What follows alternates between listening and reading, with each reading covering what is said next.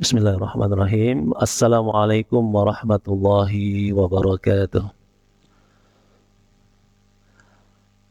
Alhamdulillah wassalatu wassalamu ala Rasulillah wa ala alihi wa sahbihi wa wala ba'du. Al-mukarramun jamaah Masjid Silaturahim yang pada pagi ini mudah-mudahan kita semua senantiasa dirahmati dan disayangi Allah Subhanahu wa taala. Pagi ini alhamdulillah atas izin Allah kita dapat salat subuh berjamaah dan kita lanjutkan dengan mengikuti kajian. Ini bagian dari syukur kita atas nikmat kehidupan yang Allah berikan kepada kita. Alhamdulillah Allah kembali bangunkan kita dari kematian kita. Karena tidur itu identik sama dengan mati, ya. Dalam surat Az-Zumar Allah mengatakan Allahu yatawaffal anfus hina mautiha. Ketika tidur ruh kita dipegang oleh Allah. Kemudian di pagi hari ini Allah kembalikan ruh kita ke dalam jasad kita. Sehingga ketika bangun tadi kita mengucapkan apa? Alhamdulillah alladzi ahyana ba'da ma amatana wa ilaihin nusyur. Terima kasih ya Allah yang telah mengembalikan kami hidup kembali. Jamaah sekalian yang dimuliakan Allah, insyaallah pada pagi hari ini kita akan bersama-sama mencoba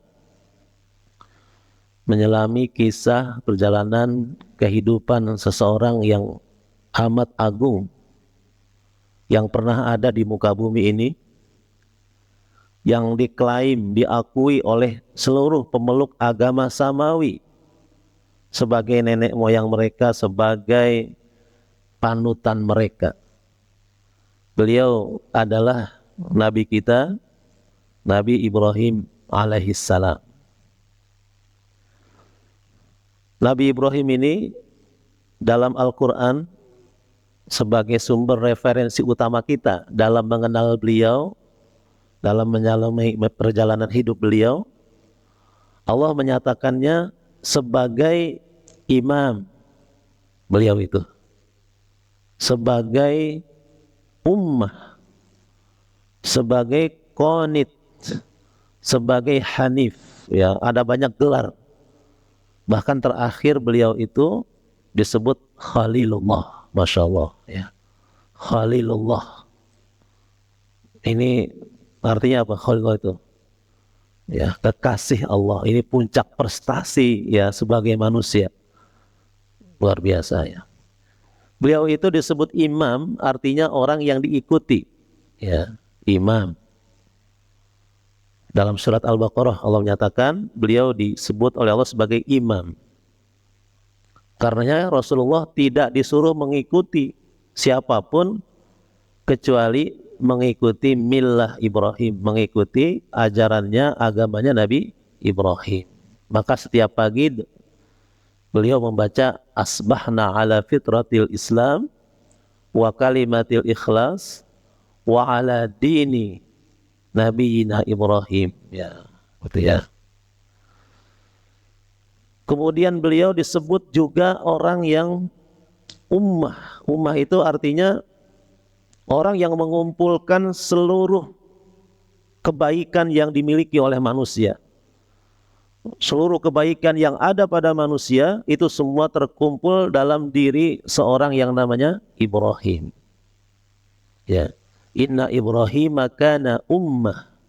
Satu orang bisa menyaingi satu umat. Insyaallah, ya. Beliau juga disebut oleh Allah qanitan, sebagai orang yang selalu taat kepada Allah. Tidak terbersit dalam dirinya untuk bermaksiat, untuk durhaka kepada Allah sekalipun tidak pernah. Masya Allah, ya. Orang yang selalu muti'an lillah madal haya sepanjang hidupnya. Beliau juga disebut orang yang hanif, artinya beliau orang yang al-muqbil 'ala Allah wa al-mu'rid an ghairihi, selalu menghadapkan wajahnya kepada Allah, selalu ingin hadir untuk meraih kecintaan dan keridhaan Allah Subhanahu wa taala dan berpaling dari selain Allah. Tidak ingin hatinya berpaling kepada selain Allah. Jamaah sekalian yang dimuliakan Allah, insya Allah inilah orang yang akan kita bicarakan pagi ini. Mudah-mudahan ada pelajaran berharga, ada hikmah yang bisa kita ambil sebagai panduan dalam kita menjalani kehidupan yang singkat ini. Nabiullah Ibrahim alaihissalam, riwayat beliau, manaqib beliau, cerita tentang beliau itu diuraikan Allah dalam berbagai ayat, dalam berbagai surat, ya.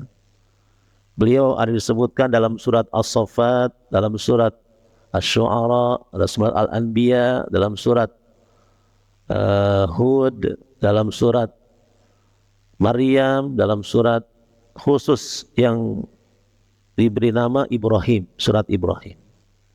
Itu juga ada cerita beliau dalam surat Al-An'am. Ya, beliau itu selalu ditemukan nama beliau dalam berbagai macam surat Al-Quran yang kita baca. Ya. Dan Nabiullah Ibrahim ini Allah ceritakan kisah beliau dari mulai masa muda, bagaimana beliau Ibrahim ketika di masa muda, lalu juga di masa dewasanya, di masa setelah menjadi Nabi dan Rasulnya, itu Allah ceritakan, ya, kisah-kisahnya. Seorang yang bisa dikatakan kalau di zaman kita sekarang ini, ya, dai internasional gitu ya, dai luar negeri. Beliau itu orang yang berpindah-pindah dari satu tempat ke tempat lainnya, dari satu negeri ke negeri lainnya, menjelajah dunia. Kalau sekarang mungkin sekitar beliau itu tinggal di 10 negara atau lebih, ya. Jadi beliau itu lahir di daerah yang namanya Kaldan, ya, yaitu suatu wilayah di kerajaan Babilonia, ya, Babil. Disitulah beliau dilahirkan. Ya, qadarullah, beliau itu lahir dari seorang ayah yang disebutkan dalam Al-Quran bernama Azar. Azar, ya. Surat Al-An'am Allah nyatakan ayah beliau bernama Azar. Dan Azar ini profesinya sebagai apa? Sebagai pemahat patung, ya.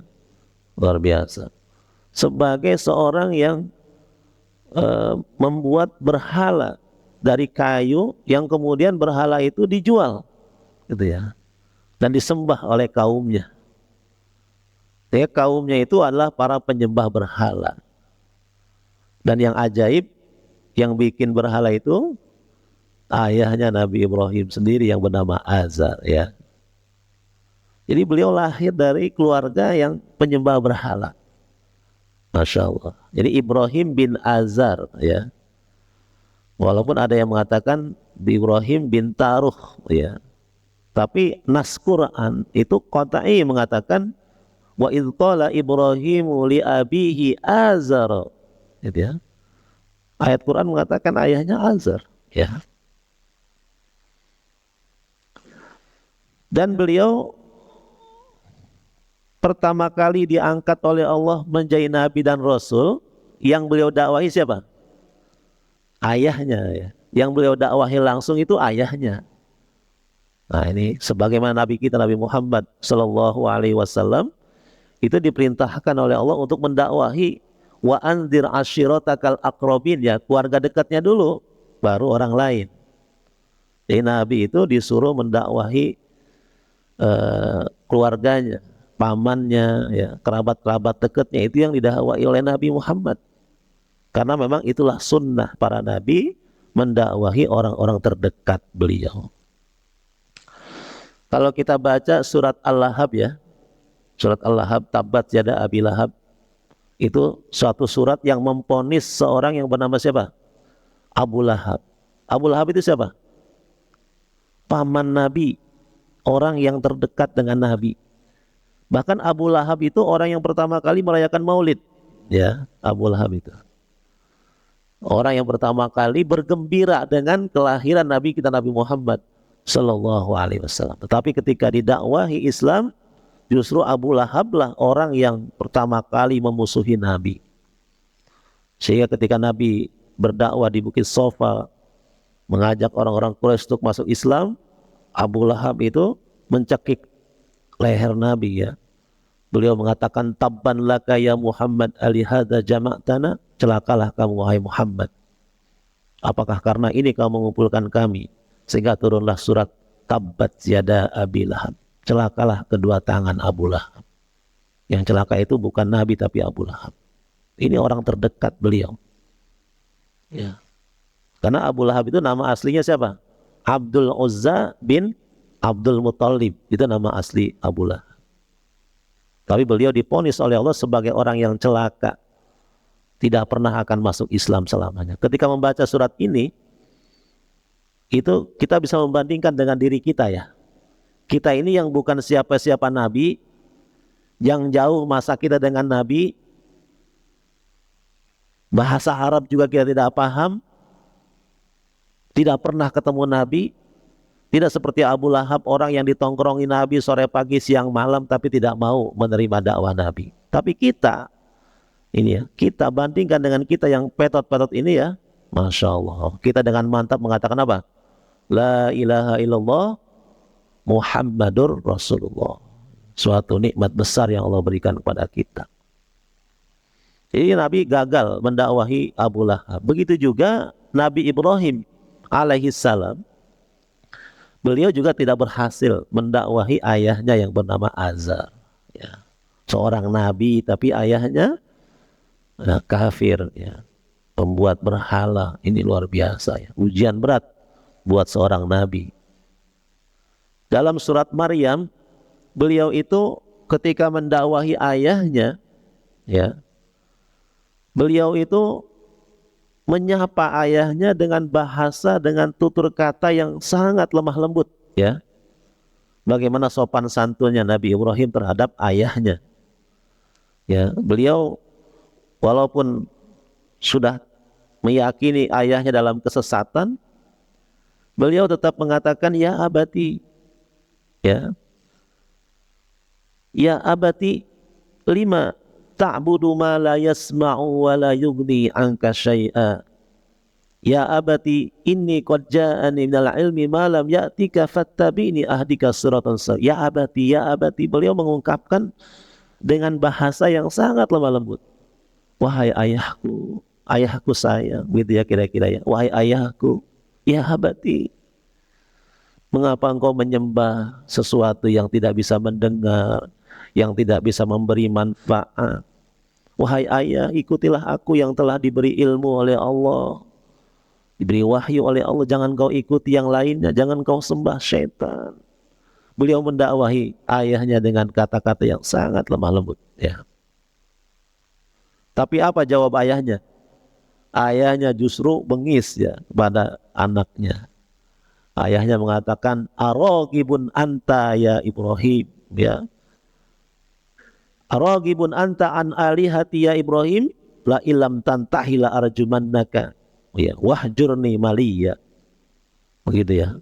Beliau mengancam anaknya, kamu tidak suka kami menyembah berhala-berhala ini, gitu, ya. Kalau kamu tidak berhenti dari mendakwahi kami, dan kamu tidak mau menyembah berhala-hala kami, la arjumannaka, saya akan merajammu, melemparmu dengan batu sampai kamu mati. Wahjurni maliya, sekarang pergi, gitu, ya. Diusir Nabi Ibrahim tuh. Jangan tampakkan mukamu lagi depan ayah. Wahjurni maliya. Masya Allah, ya. Ketika ayahnya bicara seperti itu pun, beliau mengatakan salamun alaik, ya. Masya Allah. Semoga Allah berikan keselamatan kepadamu, hai ayah. Sa'astaghfirulaka rabbi. Beliau menjanjikan kepada ayahnya, saya akan minta ampun kepada Allah untukmu. Nah, gitu, ya. Sa'astaghfirulaka rabbi. Sehingga dalam surat Maryam ini tidak ada natijah, ya, akhir dari dialog antara Ibrahim dengan ayahnya itu berakhir dengan nol, tidak ada keberhasilan beliau mendakwahi ayahnya. Kemudian beliau juga mendakwahi kaumnya. Kaumnya disebutkan dalam surat As-Saffat dan surat-surat yang lain ya. Kaumnya juga menyembah berhala ya, menyembah Tuhan-Tuhan yang sangat banyak. Beliau ingin agar kaumnya itu logika berpikirnya berjalan gitu ya. Beliau mencoba untuk memberi pemahaman yang sebenarnya mengapa mereka harus menyembah berhala, menyembah patung-patung yang tidak ada gunanya gitu ya. Beliau mencoba untuk mengajak mereka berpikir ya, kenapa mereka harus menyembah berhala ya. Ketika mendakwahi kaumnya pun ya sama dengan ayahnya. Ketika Nabi Ibrahim kemudian menghancurkan berhala-berhala mereka, itu Allah sebutkan dalam surat Al-Anbiya ya. Faja'alahum juzadan illa kabiran lahum. Ketika mereka menghadiri hari raya mereka ya di luar kota, kemudian Nabi Ibrahim diajak, beliau mengatakan saya sakit, ini sakim. Ini kebohongan pertama yang dilakukan oleh Nabi Ibrahim ya, agar kaumnya itu tidak memaksanya untuk berpesta-pesta ya di luar kota atau ikut menyembah berhala bersama mereka. Beliau mengatakan ini sakim dalam surat As-Saffat. Sakit di sini dipahami oleh kaumnya sebagai sakit fisik yang tidak memungkinkan untuk bisa ikut bergabung dengan perayaan hari besar mereka. Tetapi Nabi Ibrahim memaksudkan bahwa sakim di sini adalah terkait dengan akidah, terkait dengan tauhid, terkait dengan keyakinan bahwa saya tidak menyukai, tidak senang dengan perilaku masyarakat saya, dengan perilaku kaum saya. Ini juga terjadi dengan Nabi Muhammad SAW. Jadi Muhammad itu ya sebelum menjadi Nabi dan Rasul, beliau itu juga tidak suka dengan kemusyrikan-kemusyrikan yang dilakukan oleh orang Mekah. Beliau tidak menghadiri perayaan-perayaan Aid-Aid yang biasa dilakukan oleh orang Mekah ya. Jadi begitulah calon Nabi itu dari sejak masa kecilnya, masa mudanya sudah dijauhkan dari hal-hal yang sifatnya syirik ya. Tidak suka dengan kondisi kaumnya yang seperti ini. Jadi tidak pernah ada latar belakang Nabi itu mantan preman, tidak pernah ada ya. Tidak pernah ada Nabi itu sebelumnya punya masa lalu yang suram, nggak pernah gitu ya. Kalaupun itu misalnya Nabi Musa ya, tapi beliau kan tidak sengaja ya ketika membunuh orang Kipti itu ya. Pembunuhan yang tidak sengaja ya. Dan pembunuhan yang tidak sengaja itu tidak dihisab, artinya tidak ada hitung-hitungannya ya. Jadi nabi-nabi itu masa lalunya adalah orang yang sangat terkenal jauh dari kemusyrikan, jauh dari akhlak-akhlak yang buruk, jauh ya. Walaupun preman taubat itu ya bagus gitu ya. Orang yang sebelumnya begundal kemudian jadi orang yang alim, yang taubat, ahli taubat itu juga bagus. Tapi lebih bagus lagi kalau dari masa muda sudah apa? Sudah tumbuh nasya'a fi ibadatillah, sudah tumbuh sebagai pengabdi Allah, sebagai orang yang cinta dengan Allah, cinta dengan kebaikan, itu lebih baik lagi. Ini salah satu pemuda yang dijanjikan masuk surga oleh Allah Subhanahu wa taala, syabun nasa'a fi ibadatillah. Nah, Nabi Ibrahim ini tidak suka dengan kondisi kaumnya, maka beliau mengatakan sakim. Ya, saya ini sakit ya melihat hal seperti ini. Nah, ketika kaumnya itu pergi, beliau kemudian menghancurkan berhala-berhala kaumnya itu, kecuali satu saja yang ditinggalkan, yaitu berhala yang besar ya. Lalu kampak yang dia gunakan untuk menghancurkan berhala-berhala kaumnya itu dikalungkan di leher berhala tersebut. Sehingga ketika kaumnya datang dan mendapati berhala-berhalanya sudah hancur, kemudian mereka mengatakan, man fa'ala haza bi alihatina. Siapa yang telah berbuat ini semua terhadap berhala-berhala kami, terhadap Tuhan-Tuhan kami ya. Tuhan-Tuhan kami hancur lebur ini. Siapa yang melakukan ini semua? Nah, kemudian ada orang yang mengatakan qalu sami'na fatan, ya, kami mendengar ada anak muda yang suka menjelek-jelekan berhala-berhala kita, itu namanya yuqalu lahu Ibrahim, ya. Di sini disebutkan bahasanya fatan, ya, anak muda. Ini artinya Nabi Ibrahim saat menghancurkan berhala-berhala itu usianya masih sangat muda, ya. Bisa jadi beliau baru dilantik sebagai Nabi dan Rasul, atau memang belum menjadi Nabi dan Rasul, gitu ya. Tapi nyata atau eh, yang paling dekat adalah beliau sudah menjadi Nabi dan Rasul, ya. Jadi fatan ini sebagai bentuk ejekan saja. Ada bocah baru kemarin, gitu ya, yang jelek-jelekin Tuhan kita, yaitu namanya Ibrahim. Barangkali dia pelaku utamanya. Akhirnya qalu fa'tu bihi ala ayunin nas, Nabi Ibrahim kemudian dihadirkan dan dihakimi oleh mereka. Kemudian mereka mengatakan, a anta fa'alta haza bi alihatina ya Ibrahim, kamu yang melakukan ini semua wahai Ibrahim.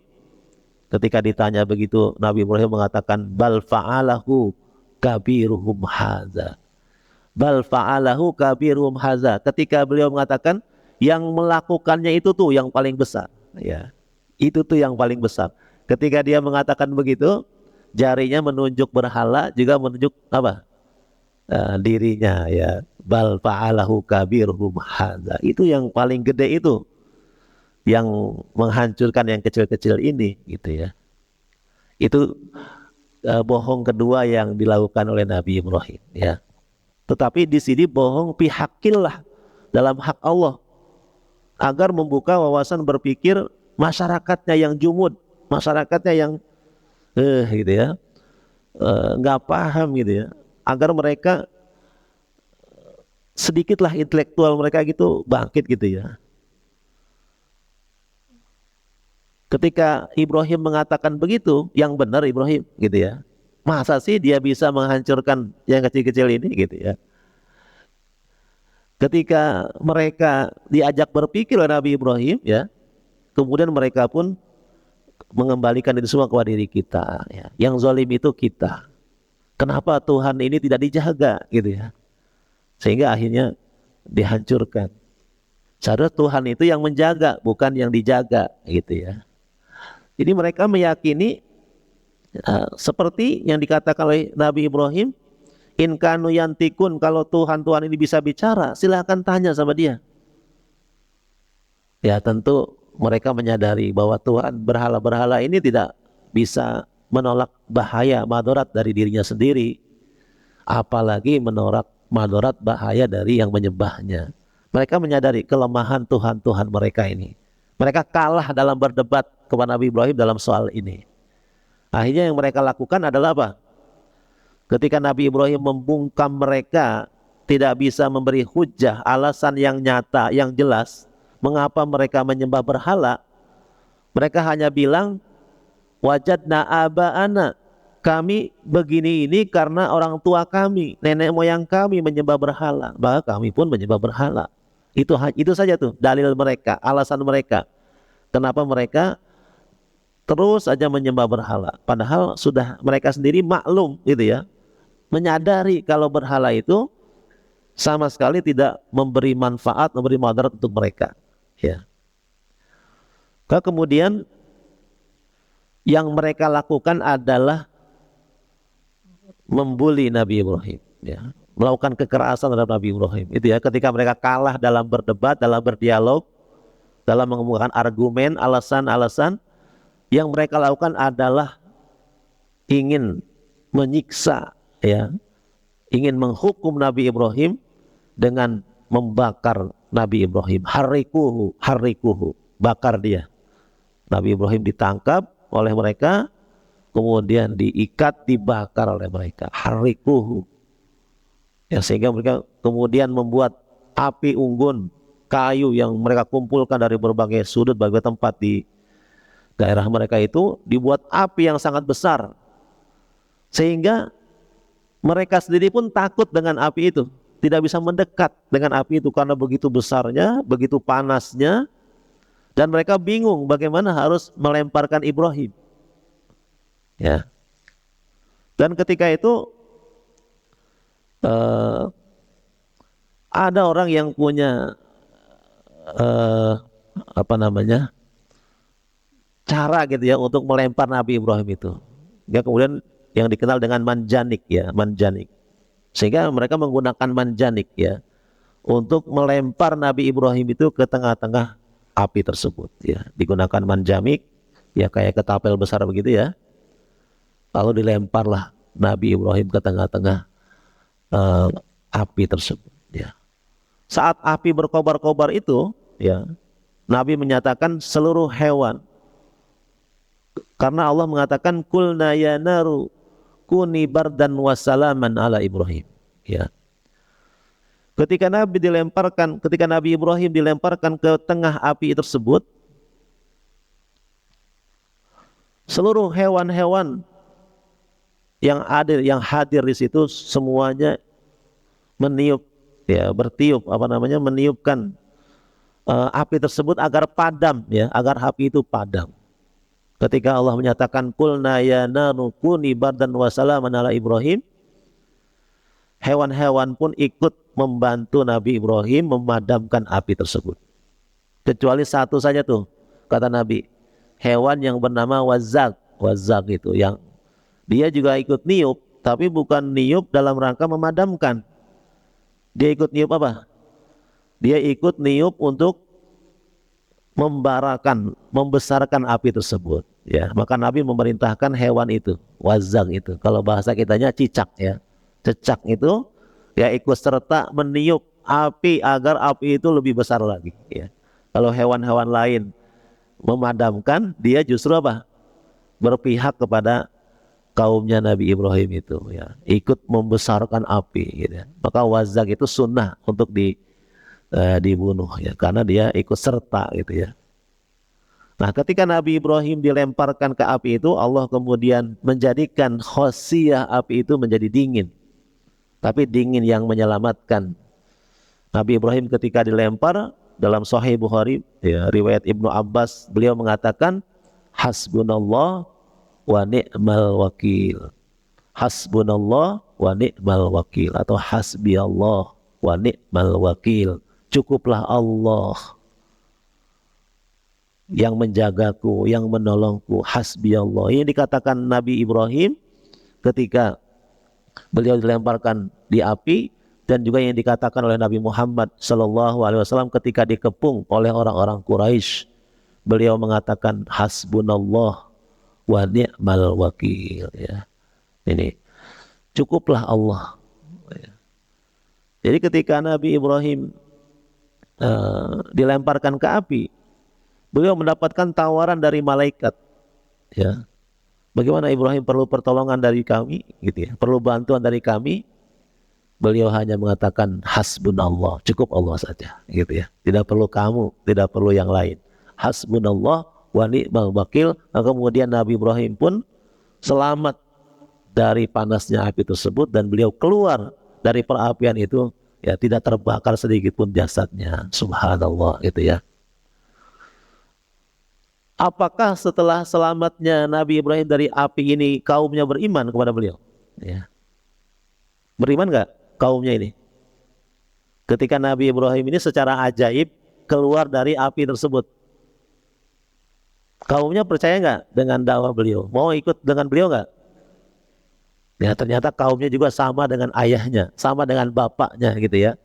Melihat keajaiban yang luar biasa ya, mukjizat yang Allah berikan kepada Nabi Ibrahim itu, beliau tidak mempan dibakar oleh api tersebut.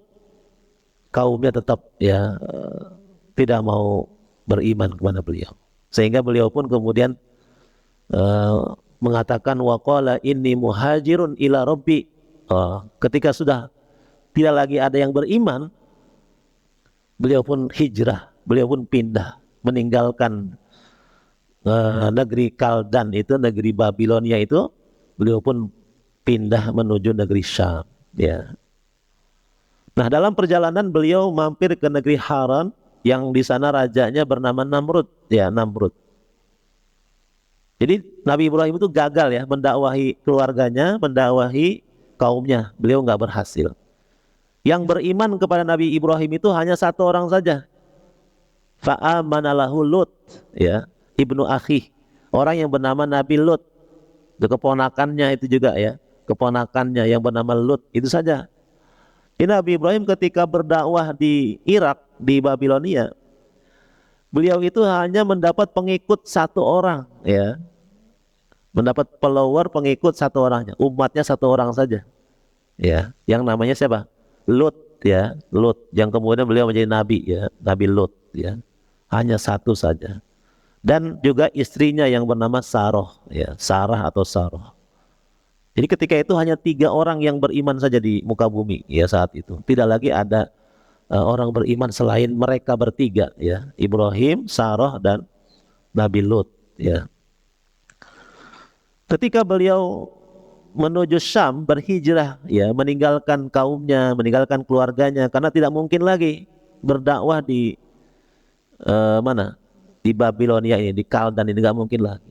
Itu juga yang dilakukan oleh Nabi kita, Nabi Muhammad Sallallahu Alaihi Wasallam. Beliau terpaksa harus meninggalkan Mekah, karena Mekah tidak lagi mau menerima beliau. Sulit untuk mendakwahi orang-orang Mekah ini. Maka beliau pun berhijrah ke Madinah. Bahkan sebelumnya sahabat-sahabat Nabi sudah disuruh hijrah ke Habesina, ya, ke Ethiopia saat ini, ya. Kenapa? Karena tidak memungkinkan lagi dakwah di situ. Jadi seorang dai ketika melihat masyarakatnya sudah menolak mentah-mentah gitu ya, udah cari masyarakat yang lain, cari wilayah lain yang mungkin mau menerima. Maka Nabi Muhammad menawarkan dirinya ke kabilah-kabilah, dia datangi kabilah-kabilah itu. Seperti ke Taif, dia datang ke Taif. Tapi di Taif beliau bukan disambut, malah diapain? Malah disambit gitu ya, Nabi Muhammad itu. Bukan disambut, malah disambit dengan batu. Akhirnya beliau berdarah-darah, ya. Begitu juga Nabi Ibrahim. Beliau meninggalkan Babilonia. Beliau pun dalam perjalanan mampir ke sebuah negeri yang dikuasai oleh seorang raja yang berkuasa saat itu yang bernama Namrud, ya. Namrud ini sempat didakwahi juga oleh Nabi Ibrahim. Jadi Nabi Ibrahim itu seorang dai, seorang pendakwah. Maka dia datangi juga itu Namrud itu. Dan terjadi juga dialog, ya. Disebutkan dalam surat Al-Baqarah ayat 287, ya, atau 88, ya. Di mana Nabi Ibrahim mendakwahi Namrud, ya, raja yang bernama Namrud. Nabi Ibrahim mengatakan ketika Namrud bertanya, siapa Tuhan kamu?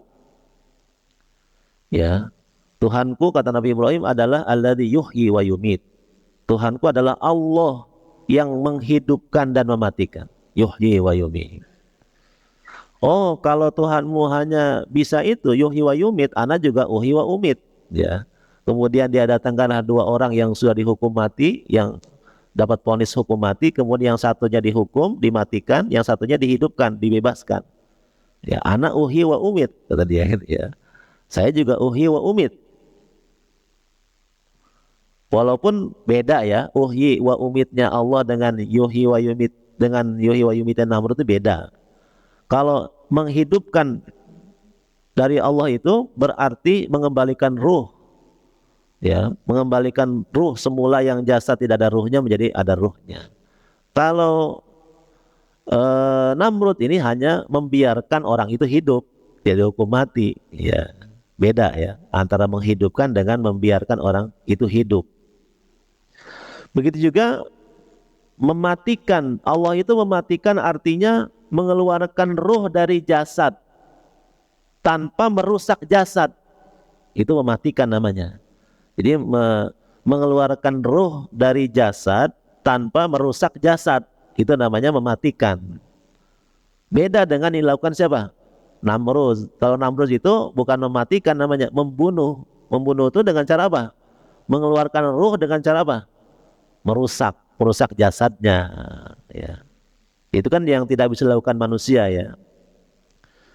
Jadi beda antara menghidupkannya Allah, mematikannya Allah dengan menghidupkannya Namrud dan mematikannya Namrud. Beda, ya. Ya, ketika ya namanya juga orang ngaco gitu ya. Ketika didakwahi dia begitu, ya. Maka Ibrahim kemudian mengatakan, fa innallaha ya'ti bisyamsi minal masyriq fa'ti biha minal maghrib. Tuhanku Allah mendatangkan matahari dari timur dan ke barat gitu ya, dari timur ke barat. Coba kamu datangkan dari barat ke timur, bisa nggak? Fabuhital ladzi kafar, maka kemudian Namrud pun terdiam, terbungkam gitu ya, tidak bisa menjawab apa-apa. Dialog beliau dengan dakwah beliau dengan Namrud pun berakhir tanpa hasil ya, nihil ya, nggak berhasil tuh mengislamkan, mengajak bertauhidnya Namrud, nggak berhasil. Kemudian beliau pindah ke Mesir ya, mendakwahi masyarakat Mesir. Hanya ketika di Mesir itu rajanya lebih parah lagi rajanya. Raja Mesir itu saat itu tidak boleh melihat perempuan cakep gitu ya. Kalau ada perempuan cakep pasti diambil sama dia. Ya. Nah, Sarah ini istrinya Nabi Ibrahim ini perempuan ajmalun nisa, perempuan yang paling cakep saat itu. Nah, ketika Nabi Ibrahim datang ke Mesir, raja ini ya, ketika melihat istri Nabi Ibrahim ini sangat cantik, melihat Sarah cantik, dia pun berminat ingin mengambil Siti Sarah. Dan Nabi Ibrahim menyadari ya, dan sudah dapat informasi sebelumnya kalau Raja Mesir ini suka ngambil istri orang gitu ya, dan dia akan membunuhnya, membunuh suaminya, termasuk juga Nabi Ibrahim. Kalau Siti Sarah diambil, pasti Nabi Ibrahim akan dibunuh. Maka Nabi Ibrahim kemudian mengatakan, ketika ditanya siapa ini perempuan ini, beliau mengatakan hazihi ukhti, ini adalah saudara perempuanku, ukhti ya. Ini bohong ketiga yang dilakukan Nabi Ibrahim ya. Jadi Nabi Ibrahim selama hidupnya tidak pernah berbohong, hanya 3 kali berbohong ini ya selama hidupnya. Kalau kita bohong tiap hari ya, Nabi Ibrahim hanya 3 kali ya. Ini pun bohong yang bisa dimaklumi, karena yang dimaksud oleh Nabi Ibrahim adalah ukhti fiddin, saudara perempuanku seagama. Karena ketika itu yang beriman hanya dia dan istrinya, serta satu lagi Nabi Lut ya. Maka inilah saudara perempuanku seagama. Maksud Nabi Ibrahim seperti itu. Tapi dipahami oleh Namrud, oleh Raja Mesir, kalau ini adalah saudara kandungnya ya, bukan istrinya. Maka kemudian Nabi Ibrahim dibiarkan, lalu Sarah diambil oleh Raja Mesir. Ketika Raja Mesir mengambil Sarah dan ingin berbuat sesuatu gitu ya kepada Sarah, ingin menyentuh Sarah, maka Sarah ini pun berdoa kepada Allah agar dijaga dari kejahatan raja ini. Nah, raja itu ketika akan menyentuh Sarah, tiba-tiba tangannya terbelenggu, tidak bisa bergerak. Ya. Lalu raja itu mengatakan, ya, tolong doakan ya, berdoalah kepada Tuhanmu agar saya sembuh, pulih kembali. Kemudian Sarah pun mendoakan ya. Ketika tangannya kembali bisa bergerak, tangan yang satu lagi mencoba untuk menyentuh Sarah. Kemudian kembali tangannya itu pun kaku, tidak bisa bergerak. Dan Raja Mesir ini kembali meminta kepada Sarah untuk berdoa kepada Tuhan, kepada Allah ya. Sembuhkan aku dari penyakit ini. Nah, ketika itu kemudian Sarah pun berdoa dan dia pun kembali normal, raja itu. Kemudian Raja Mesir itu mengatakan, lam ta'tuni innama ataitumuni bisyaiton ya. Kalian itu para pengawal bukan mendatangkan perempuan cakep gitu ya, tapi yang kalian datangkan ini adalah setan gitu ya. Kalian setan dia gitu ya, tapi Siti Sarah dibilang setan ya. Kemudian raja itu sangat hormat dengan Siti Sarah dan dihadiahkan Hajar, seorang budak perempuan yang bernama Hajar. Inilah asal usul Siti Hajar itu ya. Jadi Hajar itu orang Kipti, orang Mesir ya, yang kemudian menjadi nenek moyang dari orang-orang Arab. Kan dari Hajar inilah kemudian lahir anak Nabi Ibrahim yang bernama siapa? Ismail. Ya, jadi kemudian Siti Hajar pulang, Siti Sarah pulang dengan membawa Hajar, bertemu kembali dengan suaminya Nabiullah Ibrahim alaihissalam. Ini ceritanya ya, tentang Nabi Ibrahim sangat panjang, kita akan singkat-singkat saja. Jadi kemudian Siti Hajar dihadiahkan kepada Nabi Ibrahim dan kemudian Siti Hajar pun Nabi Ibrahim punya anak dari Siti Hajar. Karena Siti Sarah ini akim ya, tidak punya anak sampai sudah tua. Beliau tidak punya anak, dan lalu kemudian Siti Sarah ini merasa cemburu dengan Siti Hajar ya. Yang namanya perempuan ya, dari sejak zaman dulu ya. Istri Nabi sekalipun juga begitu, cemburu ya, apalagi istrinya ustadz ya, istrinya kita ya, itu cemburunya jelas lebih besar. Istrinya Nabi saja cemburu ya. Maka kemudian Siti Sarah tidak ingin melihat ada Hajar di rumahnya. Pergi dia jauh-jauh ya. Dibawalah Siti Hajar ini dengan anaknya Ismail ke Wadi Ghairati Zar'ain inda Baitikal Muharram, ke Mekah ya, dari Syam, dari Palestina ke Mekah, perjalanan yang sangat jauh. Disitulah Allah memerintahkan Nabi Ibrahim, wa idz bawwa'na li Ibrahim makanal bait ya, dalam surat Al-Hajj ya. Allah menempatkan Nabi Ibrahim di kota Mekah yang saat itu tidak ada tanaman, tumbuhan, air apapun tidak ada.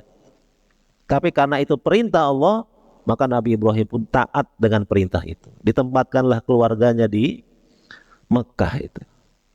Kemudian Nabi Ibrahim pun ketika meninggalkan Siti Hajar hanya bersama anaknya berdua, Siti Hajar pun kemudian mengatakan, tarok tanah, kamu akan meninggalkan kami, kamu akan pergi pulang kembali, bagaimana dengan kami?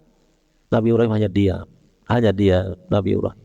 Ketika Siti Hajar berulang-ulang mengatakan, tarok tanah, kamu akan meninggalkan kami, Nabi Ibrahim pun tanpa bicara.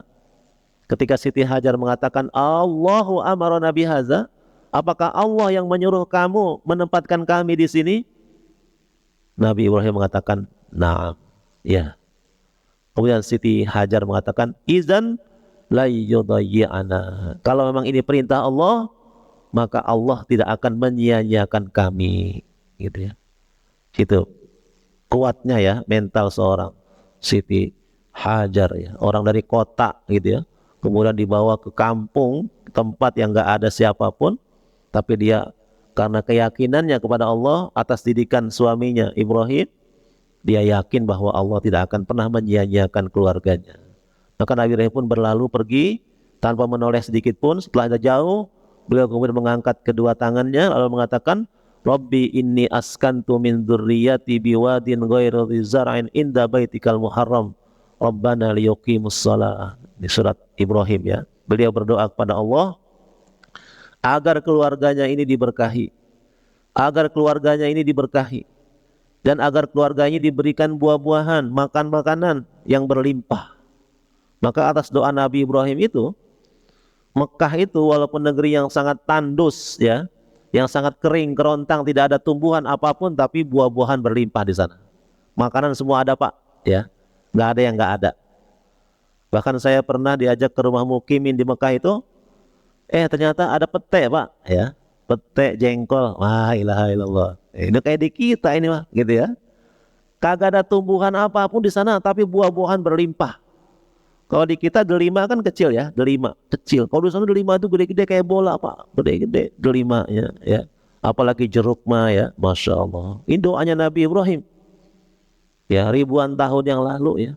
Mekah yang kering, kerontang, tapi penduduknya makmur, penduduknya kaya raya, penduduknya ya, makanan berlimpah. Warzuqhum minas samarat. Ini ya doanya Nabi Ibrahim. Jadi Nabi Ibrahim menempatkan keluarganya ya di Mekah ini ya. Inilah asal usul Arab musta'ribah ya. Nabi Ismail kemudian menikah dengan orang Jurhum, Arab Aribah. Nah, karena Ibrahim ini kan bukan orang Arab ya. Nabi Ibrahim ini orang Irak, orang Babilonia, orang Syam, bukan orang Arab. Tapi kemudian anaknya Ismail yang tinggal di Mekah ini menikah dengan orang Jurhum yang kemudian bermukim di Mekah karena di situ ada air, ada Zam-Zam. Kemudian dari Ismail inilah menjadi orang Arab musta'rabah yang kemudian lahir nabi yang terakhir, yaitu nabi kita Nabi Muhammad sallallahu alaihi wasallam. Ini jadi jalur Ismail ya. Sementara Sarah di sana, di Syam, di Palestina, kemudian juga diberikan anak oleh Allah. Ketika malaikat datang mengunjungi Nabi Ibrahim, kemudian memberitahu bahwa Sarah pun akan hamil, akan punya anak yang bernama Ishak. Ya, itu Sarah pun punya anak namanya Ishak. Dan setelah Ishak nanti akan lahir Yakub sebagai cucu Nabi Ibrahim. Ishak akan punya anak namanya Yakub, dan Yakub akan punya banyak anak. Nabi Ibrahim menyaksikan kelahiran Yakub. Ya, ini cerita di Nabi Ibrahim ketika didatangi oleh malaikat pun sangat seru ya. Ketika malaikat datang, kemudian Nabi Ibrahim menyuguhkan makanan untuk para malaikat itu. Tetapi karena Nabi Ibrahim tidak tahu kalau yang datang ini adalah para malaikat. Karena beliau itu punya kebiasaan memuliakan tamu.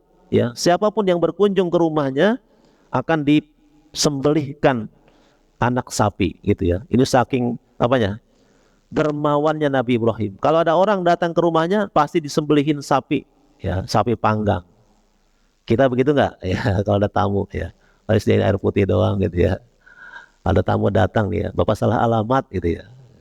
Nabi Ibrahim didatangi tamu orang-orang asing, disembelihkan anak sapi. Ketika tamu-tamu itu tidak mau menyentuh sapi, hidangan makanan itu yang dihidangkan, Nabi Ibrahim pun takut ya, khawatir. Mereka kemudian mengatakan, la takhaf inna ursilna ila qaumil, kami adalah para malaikat yang diutus kepada kaum Nabi Lut, gitu ya. Oh, ketika tahu bahwa ini para malaikat, kemudian Nabi Ibrahim yujadiluna fi qaumil Lut. Nabi Ibrahim itu meminta kepada para malaikat itu agar menunda. Jangan kalian siksa orang-orang Sadum, penduduk Sadum itu, kaumnya Nabi Lut itu. Walaupun mereka orang-orang homoseks, orang-orang LGBT, jangan kamu siksa. Beri mereka kesempatan untuk bertaubat, gitu ya. Ini halimnya Nabi Ibrahim ya. Betapa sayangnya Nabi Ibrahim kepada masyarakat gitu ya. Tidak rela kalau ada orang disiksa, itu tidak rela. Sementara dia masih ada. Tidak rela kalau orang diazab sementara Nabi Allah masih ada. Jangan gitu ya. Jadi Nabi Ibrahim itu berusaha untuk menahan para malaikat itu untuk mengeksekusi penduduk Sadum ya, yang homoseks itu, kaumnya Nabi Lut ya. Tapi kemudian karena sudah keputusan Allah sudah bulat, kemudian Nabi Ibrahim diminta untuk la tunaqisuna fi hadhil qadiyah. Engkau jangan la tujadiluna. Ini sudah keputusan Allah ya. Jangan lagi engkau mengganggu gugat wahai Ibrahim, ya begitu ya. Ini pelajaran dari kita, untuk kita dari Nabi Ibrahim itu sangat banyak ya. Di antaranya beliau adalah seorang anak yang sangat sayang kepada ayahnya, kepada keluarganya, sangat hormat ya. Tidak pernah menyimpan kebencian, kedengkian kepada ayahnya. Walaupun ayahnya itu musyrik, mempersekutukan Allah, beliau tetap berharap agar suatu saat ayahnya mendapatkan hidayah dari Allah. Beliau juga sangat cinta dengan keluarganya, sangat sayang dengan istrinya, ya, sangat sayang dengan anaknya. Beliau sebagai ayah yang menjadi ayah Abul Bashar, Abul Anbiya, menjadi ayahnya para nabi, yang diakui keayahannya, ya, seorang ayah yang sangat menjaga keluarganya, yang sangat menyayangi keluarganya. Sehingga ketika Nabi Ismail sudah menikah pun Nabi Ibrahim itu tetap mengunjungi ya, walaupun sangat jauh beliau datang gitu ya, dan menasehati ya Nabi Ismail alaihissalam. Begitu juga beliau, meskipun demikian tetap Allah itu di atas segala-galanya. Meskipun beliau sangat sayang dengan keluarganya, tapi beliau sangat patuh dan tunduk kepada Allah Subhanahu wa Ta'ala. Ketika diperintahkan untuk menyembelih anaknya, dilaksanakan perintah itu. Ya, karena ini perintah dari Allah. Beliau tidak lagi peduli ya dengan anaknya. Ketika Nabi Ismail dibaringkan, tengkurapkan gitu ya, karena beliau tidak ingin melihat. Jadi ketika Nabi Ismail disembelih itu tidak celentang begini ya, tidak. Tapi Nabi Ismailnya diapain? Ditengkurapkan agar dia tidak melihat wajah anaknya. Kalau celentang begini, dia lihat wajah anaknya, bisa nggak jadi itu nyembelihnya itu ya. Tapi falamma aslama watallahu lil jabin, dalam surah As-Saffat ya, beliau ditengkurapkan Nabi Ismail, kemudian disembelih oleh Nabi Ibrahim alaihissalam. sampai Allah kemudian ganti dengan wa fadainahu bizibhin azim. Jadi Allah ganti dengan kambing kibas yang sangat besar. Shaddaqtar ru'ya, wahai Ibrahim, kau telah membenarkan Allah, perintah Allah, menjalankan perintah Allah. Itu yang luar biasa ya. Inna hadzalah wal balagul mubin, ujian yang sangat nyata yang Allah berikan kepada Nabi Ibrahim. Beliau lulus ya, mendapatkan ujian dari Allah ini. Beliau juga mendapatkan ujian perintah selain menyembelih anaknya, perintah berkhitan. Awwalu man yukhtatan. Beliau itu orang yang pertama kali berkhitan. Dalam hadis riwayat Ibnu Asakir, wa kana yahtatimu fi rasis samanin. Beliau berkhitan ketika usia 80. Masya Allah Pak ya, 80 tahun baru berkhitan. Wa kana yahtatinu bil fa'as. Beliau itu berkhitan dengan fa'as. Tahu fa'as? Berkhitan dengan kampak gitu ya. Gitu ya. Dan sendiri Pak ya, sendiri. Nggak ke dokter, nggak tabib gitu ya. Tapi dengan sendiri gitu ya, dia khitankan zakarnya bil fa'as, dengan kampak. Masya Allah. Beliau pun berhasil ya menjalani ujian ini ya. Wa izibtala Ibrahima rabbuhu bikalimatin fa'atammahun. Dan ingatlah wahai Muhammad, ketika Allah memberikan ujian kepada Nabi Ibrahim dengan berbagai macam ujian, kemudian beliau berhasil melaluinya dengan sukses ya, fa'atammahun. Maka pantas kalau beliau diberi gelar apa? Khalilullah, kekasih Allah. Subhanallah ya, kekasih Allah. Beliau yang terus diabadikan namanya dan juga istrinya oleh kita umat Islam sampai akhir zaman ya. Kegiatan haji saat ini itu semua adalah napak tilas dari perjalanan Nabi Ibrahim. Ramyul jamarat, melempar jumroh, kemudian sa'i bainas safa wal marwa, bertawaf di keliling Ka'bah, itu semua napak tilas dari perjalanan hidup seorang yang bernama Nabiullah Ibrahim alaihissalam. Maka sebagai umat Nabi Muhammad yang juga mengikuti Nabi Ibrahim, ya mudah-mudahan kita semua termasuk orang-orang yang mau meneladani apa yang telah dicontohkan oleh Nabi kita Nabi Ibrahim alaihissalam dalam menjalani kehidupan kita sehari-hari. Demikian jamaah sekalian kajian singkat pada pagi hari ini. Kurang lebih mohon maaf. Barangkali ada yang ingin tanyakan, saya persilakan satu atau dua orang penanya ya. Kalau ada ya, silakan. Wallahu alam. Silakan, ada Bapak yang bertanya, mengikuti atau tidak ini ya?